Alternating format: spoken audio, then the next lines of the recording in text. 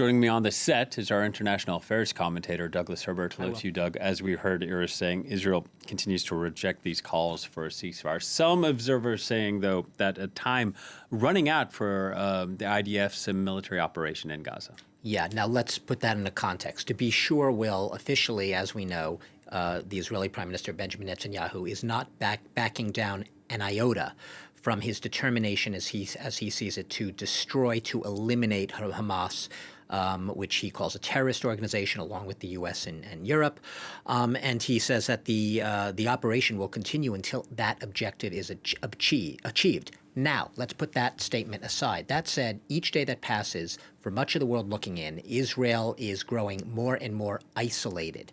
Isolated in the sense that in the immediate aftermath of the October 7th attacks, there was an enormous swell of global sympathy for Israel as the world sort of beheld the news and the horror of the clips, the images circulating on social media, the horrific nature of those attacks. But remember, that is now more than a month away, and what has supplanted those images of those Hamas attacks since October 7th are now images of absolute devastation and horror literally rained upon, bombed upon Palestinians in Gaza, hundreds of thousands of them in absolute dire humanitarian straits day after day, which is leading to not just a reduced margin of sympathy for Israel, but like I said, this growing isolation and really a rising cry of outrage among much of the world, especially across the Arab world, at the way Israel is exercising its right, which few people will dispute, its right to defend itself.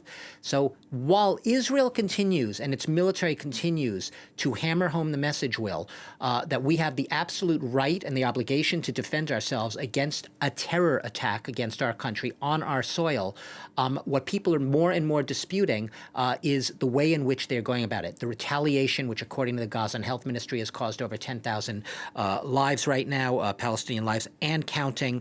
And this is something that even if officially at the prime ministerial level, they're saying we're not changing our strategy in iota, at senior Israeli officials, clearly, they're not idiots. They are very cognizant of the fact that more and more, especially as the U.S. brings more pressure to bear, they have to bring the humanitarian component and those concerns into the balance. And yes, it is inevitably going to weigh on the military calculus. I will note that there's a perception among military experts that Israel went in very quickly without a lot of extensive advanced military planning on the ground operations, little over a week after the initial October 7th attack.